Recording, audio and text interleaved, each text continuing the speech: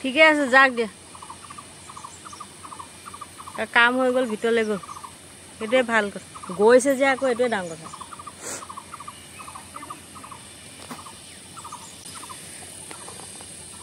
ইমান গৰম ঐ গছৰ তলতে একদম শেষ আশ্ৰয় আৰু সঁচাকৈ এইফালে ৰাধাচূড়া ফুলিলেই কি মজা লাগিছে দেখিবলৈ পথাৰ ফালে কিবা কিবি ফুল চুল গছ গছনি আৰু ঢেৰ আছিলে ন এতিয়াহে কাটি মেলি কিবা কিবি গোডাউন চোডাউন বনালে আগতে এনেকুৱা গৰম দিনত সৰু থাকোঁতে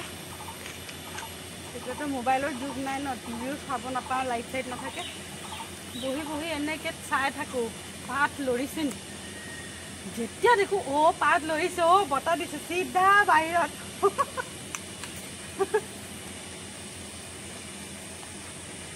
অৱশেষত এয়া বৰষুণ জাক আহিল সকলোৱে শান্তি মানে জীৱৰ শান্তি বুলি কৈছোঁ জীৱৰ শান্তি মানে কেলে অকল আমি মানুহৰ কথা আমাৰ কথা চিন্তা কৰিলেতো নহ'ব জীৱ জন্তু গছ গছনিখিনিও এইকেইদিন দেখিছোঁ নহয় শুকাই একদম অৱস্থা নাইকিয়া হৈ গৈছিলে আৰু এইটো দেখিছেনে চৰাই এটা বাঁহ হয় তাহাঁতৰ পোৱালি আছিলে একদম গৰমত এই টিনৰ লগতে লাগি আছিলে যে একদম চেপেটা নিচিনা কাগজৰ নিচিনা হৈ গ'ল মানে চেপেটা হৈ তলত পৰি আছিলে নেক্সট ডে আমি দেখিছোঁ ইমান বেয়া লাগিছিলে উপায় নাই আৰু সেয়াই আৰু এই ভিডিঅ'টো হৈছে আজি নেক্সট ডে তাৰ আগদিনাখনতো আৰু গছৰ তলত বহি যে অকণমান 2 মিনিট ভিডিঅ' কৰিছিলোঁ তাৰপিছত কৰিবলৈ আৰু নোৱাৰিলোঁ ধৈৰ্য নাই আৰু দেই আজি নেক্সট ডে আৰু আজি আপোনালোকক এটা স্পেচিয়েল ধুনীয়া গৰমত ঝটপট হৈ যোৱা ৰেচিপি দেখাবলৈ লৈছোঁ দেই লাওৰ পাতত বান্ধি লৈ তেতিয়াহ'লে চাই দিবচোন ভিডিঅ'টো আৰু এয়া আদা নহৰু পেষ্ট ইয়াতে দি দিম মই এয়া হালধি আৰু নিমখটো দিবই লাগিব জোখমতে তাৰপিছত জিৰা ধনিয়াৰ গুড়ি দিম আধা চামুচকৈ আৰু তাৰপিছত জলকীয়া গুড়ি ইয়াত আপোনালোকে ইচ্ছা কৰিলে সৰিয়হৰ পেষ্টটো দিব পাৰে সৰিয়হ পোস্ত এইখিনিও দিব পাৰে কিন্তু মই আজি দিয়া নাই মানে মই আচলতে আগৰ পৰা ভাবি থোৱা নাছিলোঁ যে এইটোৱে বনাম বুলি সেই গতিকে নহ'লে হয়তো ময়ো দিলোঁহেঁতেন চাকে আৰু যিহেতু বহুত গৰম পৰিছে আমাৰ অকণমান ভালকৈ খাবলৈও মন যায় আৰু বহুত সময় পাকঘৰত সোমাই থাকিবলৈও মন নাযায় ঠিক এইটো সময়ৰ কাৰণে এইটো একদম মানে ভাল এটা ৰেচিপি বুলি মই ভাবোঁ আৰু ঝটপট হৈ যাব আৰু এয়া অলপমান গোটা জিৰা দিছোঁ তাৰপিছত কেঁচা মিঠাতেল এতিয়া এই মিশ্ৰণখিনি ধুনীয়াকৈ সানি ল'ম তাৰপিছত যি পিচ মাছ লৈছোঁ মাছখিনি ইয়াত ধুনীয়াকৈ এই মছলাখিনিৰ লগত সানি লৈ প্ৰায় 10 মিনিটমান সময় ইয়াত থৈ দিলেই হ'ল আৰু 10 মিনিট নথ'লেও লগেও বনাব পাৰিব মই যেনিবা 10 মিনিটমান থৈ দিম তাৰপিছতে থৈ দিম মানে কি মই এতিয়া পাতখিনি আনিবলৈ যাম ৰঙালাও পাতখিনি আনিবলৈ যাম সেইখিনি সময়তে 10 মিনিটমানৰ কাৰণে থাকিব আৰু এতিয়া ধুনীয়াকৈ এইখিনি মছলাখিনিৰ লগত মিক্স কৰি ল'ম আৰু ৰেচিপিটো কেনেকুৱা পালে আপোনালোকে জনাবচোন আগতেও মই দিছোঁ নে নাই জানো মই সিমান এটা মনত নাই কিন্তু মই এই ৰেচিপিটো প্ৰায় মাজে মাজে বনাই থাকোঁ ঘৰত যদি ৰঙালাও এনেকুৱা পাত থাকে মানে ৰঙালাও এতিয়া ঘৰতে হৈ আছে গছজোপা ধুনীয়াকৈ বৰষুণ দিয়াৰ কাৰণে আৰু ধুনীয়াকৈ পোখা মেলিছে সেইকাৰণে বোলো এইকেইদিন মই ৰঙালাও কোমলীয়া আগ পাত এইবোৰেদি কিবা কিবি ইটো সিটো বনাই আছোঁ সেই গতিকে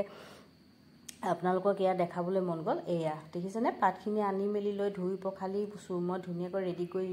ল'লোঁ আৰু তাৰপিছত পাতখিনি এখিলাকৈ এনেকৈ পাতখিনিৰ ওপৰত মাছ কিপিচ দি ধুনীয়াকৈ পেক কৰি দিলেই হৈ যাব আৰু আপুনি চাই থাককচোন তেতিয়াহ'লে আৰু মোৰ ভিডিঅ'বোৰ আপোনালোকে ক'ৰ পৰা চাই আছে কোন ঠাইৰ পৰা চাই আছে কেতিয়াবা সময় সুবিধা পালে অকণমান জনাবচোন মানে এনেই ভাল লাগে দিয়কচোন সেই গতিকে ক'লোঁ আৰু ৰেচিপিটো যদি এনেকৈ আপোনালোকে খোৱা নাই বনাই তেতিয়াহ'লে এবাৰ বনাই খাই চাব আৰু যদি সময় সুবিধা মিলে আৰু আজিকালি সকলো ব্যস্ত নহয় সেই গতিকে কৈছোঁ আৰু যদি কমেণ্ট কৰিবলৈ অকণমান সময় পায় তেতিয়াহ'লে জনাব কমেণ্ট কৰি তেতিয়া ভাল লাগিব দিয়কচোন মই দেখুৱাই দিয়া ৰেচিপি এটা যদি আপোনালোকে ট্ৰাই কৰি ভাল পায় তেতিয়াহ'লে আৰু এনেকৈ গোটেইখিনি কৰি ল'লোঁ আৰু মই কেৰাহী এনেকৈ পেন এখনেই পাতি দিছোঁ দি পেলাই অকণমান মিঠাতেল দিলোঁ তেল কিয় দিছোঁ গম পাইছেনে তেল দিয়াৰ কাৰণটো হ'ল তেল দি দিয়াৰ লগে লগে এই যে ৰঙালাওৰ পাতকেইখন যে মাছখিনি মই এনেকৈ পেক কৰি দিছোঁ সেই পাতখিনিৰ সৈতে ভাতৰ লগত ধুনীয়াকৈ পাতখিনিও ধুনীয়াকৈ অলপ মচমচীয়া হৈ যাব ক্ৰিস্পি নিচিনা আৰু সানি খাবলৈ খুব ধুনীয়া হয় সেই গতিকে নহ'লে যদি আপোনালোকে ভাবে যে মই তেল নিদিওঁ তেতিয়াহ'লে এনেকৈ সুদা কেৰাহীখনত টোপোলাকেইটা দি অলপ পানী ছটিয়াই দি থাকিলেও হৈ যাব বস্তুটো কিন্তু মই অকণমান তেল দিছোঁ মই কেইবাবাৰো বনাইছোঁ মানে ইয়াৰ আগত আৰু যে তেল দি এনেকৈ বনালে মানে মই অকণমান সোৱাদটো আমাৰ ঘৰত মানে সকলোৱে ভাল পাইছে আৰু সেই গতিকে মই আজি তেল অকণমান দিলোঁ আৰু আপোনালোককো দেখালোঁ আৰু প্ৰথম সেই টোপোলাটোত মই অলপ টুথপিক এডাল দি পেলাই ফিক্স কৰি দিছিলোঁ কাৰণ তাত 2 পিচ মাছ দিছিলোঁ অলপ ইলুটি কৰিতে অকণমান খুলি যাব বুলি অলপ ভয় এটা থাকে নহয় সেই গতিকে আৰু প্ৰথম এবাৰ যেতিয়া ছেট হৈ যাব বস্তুটো গৰম লাগি ভাপ লাগি তাৰপিছত আৰু চিন্তা নাই আৰু এয়া দেখিছে নহয় ময়ো অকণ এনেকৈ পানী অকণমান দি দিছোঁ বহুত সময় নালাগে এই ৰেচিপিটোৰ কাৰণে দেই কিন্তু ল' ফ্লেমত বনাব লাগিব 7 মিনিট 7 পৰা 8 মিনিটৰ 7-8 মিনিটৰ ভিতৰত এই ৰেচিপিটো হৈ যায় আৰু মোৰ এইখিনি হৈ গ'ল দুইফালে যেতিয়া আপুনি লুটিয়াই দিয়াৰ পাছত ৰঙা মানে পাতখিনি যেতিয়া অকণমান কালাৰ চেঞ্জ হৈ যাব তেতিয়া গমেই পাব আৰু হৈ গ'ল বুলি আৰু এতিয়া মই এইখিনি গেছটো অফ কৰি দিলোঁ আৰু বাকী চব যা যোগাৰ কৰি লোৱাৰ পাছত যেতিয়া অলপ ঠাণ্ডা হোৱাৰ পাছত মই এয়া পৰিৱেশন কৰিলোঁ আৰু ভাবিছোঁ এটা টোপোলা আপোনালোকক খুলি পেলাই দেখাই দিওঁ নহয় জানো নহ'লেনো কেনেকৈ গম পাব কেনেকুৱা বা হৈছে আৰু এতিয়া দেখিয়ে আপোনালোকেতো অনুমান কৰিছেই চাগে এয়া চাওকচোন আৰু গৰম ভাতৰ লগত সানি খাবলৈ বিৰাট মজা হয় তাৰপিছত আকৌ ৰঙালাও হৈ আছে নহয় গোটেইখন ক'লোৱেই নহয় ৰঙালাও হৈ আছে ঘৰত গতিকে তাৰপিছত ৰঙালাও ফুলখিনিৰে বৰ বনালোঁ আৰু এই আৰু বৰ বনোৱা ৰেচিপিটো এয়া মই তাত কি দিছিলোঁ লিখি দিছোঁ আৰু তথাপিও অকণমান কৈ দিওঁ বাৰু ন বেচন চাউলৰ গুড়ি জিৰা ধনিয়া গুড়ি অকণ জলকীয়া গুড়ি নিমখ তাৰপিছত আকৌ হালধি আজৱাইন আৰু ক'লা জিৰা এইখিনি দি পেলাই অকণমান বেকিং চ'ডাও দিছিলোঁ দেই বেকিং পাউডাৰ দিছিলোঁ অকণমান সেইখিনি দি পেলাই এতিয়া লেটিয়াই ফুলখিনি ৰঙালাও ফুলখিনি মচমচীয়া হোৱালৈকে ভাজি ল'লেই আৰু হৈ যাব আমাৰ ৰঙালাওৰ ফুলৰ বৰ খাবলৈ আপোনালোকে কোনে ভাল পায় আৰু কোনোবাই বেয়া পায় নেকি সেইটো জনাবচোন আচলতে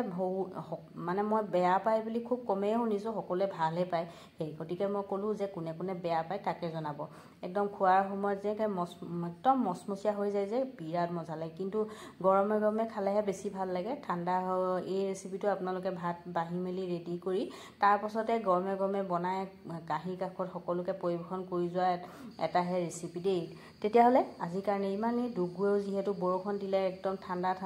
বেলকনিত বহি সিও ঠাণ্ডাৰ অকণমান আমেজ লৈছে আজিলৈ বাই বাই গুড নাইট তেতিয়াহ'লে লগ পাম আকৌ আন এটা ভিডিঅ'